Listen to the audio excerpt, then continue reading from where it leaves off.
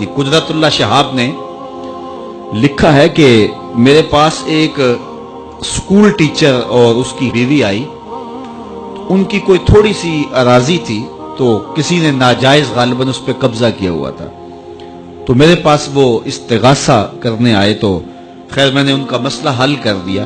اس دوران میں نے ان کے خلوص کو، ان کی للہیت کو اور رزق حلال کی تلاش اور سچائی کو دیکھا۔ پھر ان کی بیٹیاں ہی بیٹیاں تھیں تو میرے دل میں بڑی محبت پیدا ہوئی ان کے لیے۔ تو ایک قطع اراضی تھا کوئی 12.5 ایکڑ پر مشتمل، نہر کے کنارے، اس میں باغ بھی لگا ہوا تھا، تو میں نے وہ ان کے نام کر دیا۔ وہ میرا ثوابدید اختیار تھا، تو میں نے ان کے نام کر دیا کہ یہ جناب تمہارا ہوا، اس کو جو ہے وہ سیراب کریں، کھیتی باڑی بھی کریں اور باغوں کے پھل بھی کھائیں اور اپنے گھر کا گزر اوقات اچھا کریں۔ کہتے ہیں خیر میں وہاں سے تبدیل ہو گیا، پھر میری ڈیوٹی اس وقت کے صدر کے ساتھ لگ گئی۔ تو کہتا ہے ایک دن میں دفتر میں بیٹھا تھا تو مجھے بتایا کہ باہر 2 بوڑھے میاں بیوی ہیں اور وہ آپ سے ملنا چاہ رہے ہیں۔ تو میں نے کہا پتہ نہیں کون ہوں گے، تو خیر میں نے کہا ان کو اندر آنے دو۔ تو جب وہ میرے سامنے بیٹھے تو میں نے کوشش کی تو پہچان بھی لیا۔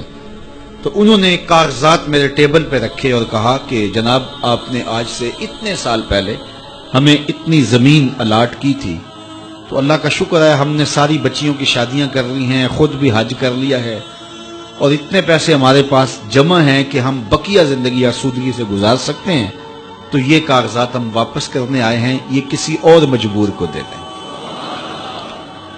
اللہ اکبر۔ کہتا ہے کہ میں نے ان کو کہا کہ آپ اپنے بیٹیوں میں تقسیم کر دیتے۔ انہوں نے کہا ان کو اچھے گھروں کے رشتے مل گئے، چلی گئیں، کوئی ضرورت نہیں ہے، تو اب ہم بھی موت کے کنارے ہیں، تو یہ آپ جس کو چاہیں دے دیں، ہماری جانب سے اختیار ہے، تو ہم سائن کر کے دیتے ہیں۔ کہتے میں نے ان کو ضد کی، لیکن انہوں نے کہا نہیں یہ بس ٹھیک ہے، ہماری ضرورت پوری ہو گئی ہے، آپ کی مہربانی کہ اس وقت ہم بڑے ضرورت مند تھے، آپ نے ہماری ضرورت پوری کر دی۔ انہوں نے سائن کر دیے، چلے گئے۔ میں صدر پاکستان جو اس وقت کا صدر تھا، اس دور کے صدر، وزیر اعظم اور اس قدر کے آیان سلطنت سے تو وہ کہیں اچھے ہوں گے، تو کہتے ہیں اس کے پاس گیا اور مجھے بڑا اچھا لگا کہ یار اتنے غیرت مند اور اتنے قناعت شیار لوگ ہیں۔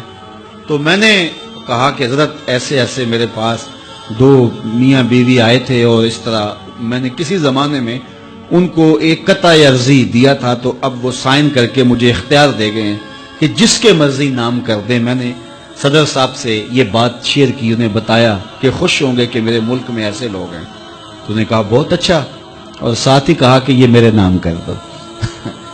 تو مجھے بتاؤ کہ وہ امیر ہوئے یا وہ امیر ہوا؟ تو امارت کا تعلق دولت سے نہیں ہے، امارت کا تعلق دل سے ہے۔ تو جو اللہ کی تقسیم پہ راضی ہو جاتا ہے، اصل امیر وہ ہوتا ہے۔ رسول اللہ نے فرمایا اللہ کی تقسیم پہ راضی ہو جاؤ، تم لوگوں میں سب سے بڑے غنی بن جاؤ گے۔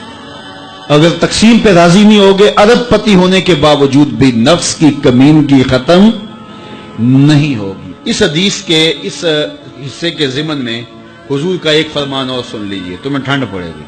حضرت علی المرتضیٰ فرماتے ہیں اللہ اکبر، حضور نے ارشاد فرمایا من رضی من اللہ بالیسیر من الرزق رضی اللہ منہ بالقلیل من العمل، جو اللہ کے دیے گئے تھوڑے رزق پہ راضی ہو گیا، جو اللہ کے دیے گئے تھوڑے رزق پہ راضی ہو گیا، قیامت کے دن اللہ اس کے تھوڑے عملوں پہ راضی ہو جائے گا۔